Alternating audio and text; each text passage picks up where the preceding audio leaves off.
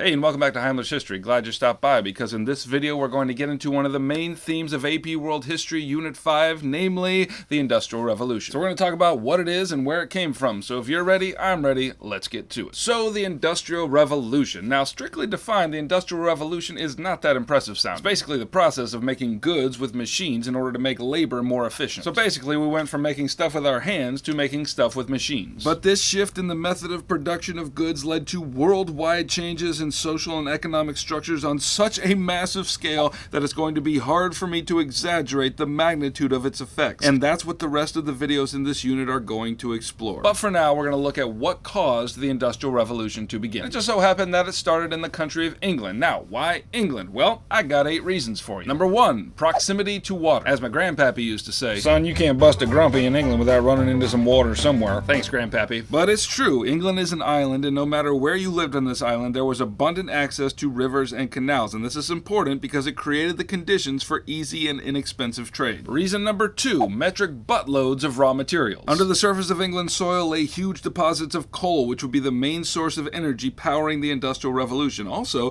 there were abundant deposits of iron, which, thanks to new methods of separating iron from its ore, was used to create the infrastructure of the Industrial Revolution. Reason number 3, increased agricultural productivity. So there were some significant advances in agriculture during this time that increased harvests abundantly. A new method of planting was embraced, namely crop rotation. And this was kind of a big deal because if you plant the same crops in the ground year after year, those crops are going to use the same nutrients in the soil, and after a period of time, that soil isn't going to be fertile anymore. But if you rotate crops, that is, you plant different crops in the soil year after year, then they're using different nutrients of the soil, and that makes the soil much more productive. Also, there was the invention of a new tool called the seed drill, which enabled farmers to place seeds in the ground at the exact right location and depth. Reason number 4, urbanization. Now, because of all these improvements in agriculture, there was more food available. And as is the case in most of world history, when there's more food, people will be making more babies, and that means the population increases. But combine that agricultural increase with an advancing efficiency in farming techniques, and you've got a bunch of people growing up on farms that no longer needed their labor. And so the result of this was a huge migration of people from rural areas into the urban areas or cities. Reason number 5, legal protection of private property. And this was important because it enabled entrepreneurs to take risks and build businesses without the fear that the government or some other business was going to take away what they worked for. Reason number 6, access to foreign resources. It's true that England had strategic raw materials buried under their own soil, but let's not forget what England had been busy doing in the last period, namely creating a global empire. And one of the cushy benefits of that was this: they had access to all the raw materials of their colonies, and because they had colonies in all parts of the globe, there was basically nothing that they couldn't get if they wanted it. And reason number 7, the accumulation of capital. Largely because of wealth generated by the African slave trade, British capitalists had accumulated a huge amount of capital. And that meant they had the occasion to invest that capital into new entrepreneurial opportunities should they arise.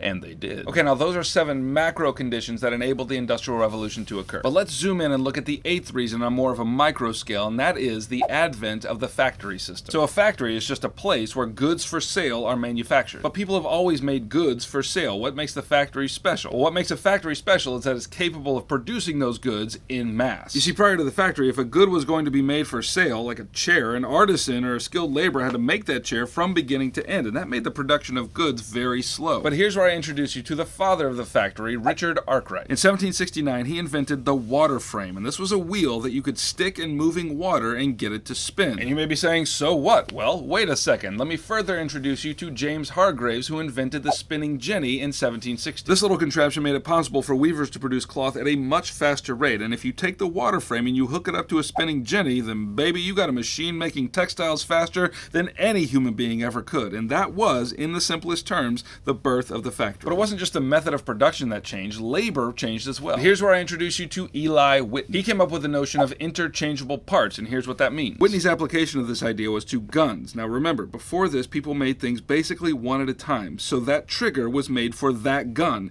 and it wouldn't fit any other gun. But Whitney thought, why don't we make parts that fit every gun so that if a trigger goes bad on that one, then you can just put another standardized trigger on it. And so now the manufacture of goods was focused not on whole products, but on the individual parts of the products. And when that happened, it meant producers no longer had to rely on skilled laborers to produce their goods for sale. Instead, anyone could stand at that one spot on an assembly line and could fit that cog into that hole, and they could do it over and over and over again. And so with the combining of those new technologies and this new system system of labor, the factory system was born. Alright, that's what you need to know about the beginnings of the Industrial Revolution for Unit 5 of AP World History. If you feel like you've mined some valuable raw materials from this video, then hit subscribe and I'll keep making them for you. If you want to help create a video-based revolution for AP World History, then you can join the good folks on Patreon who help support this channel month after month. And if you do, you will get access to all the benefits thereunto appertaining.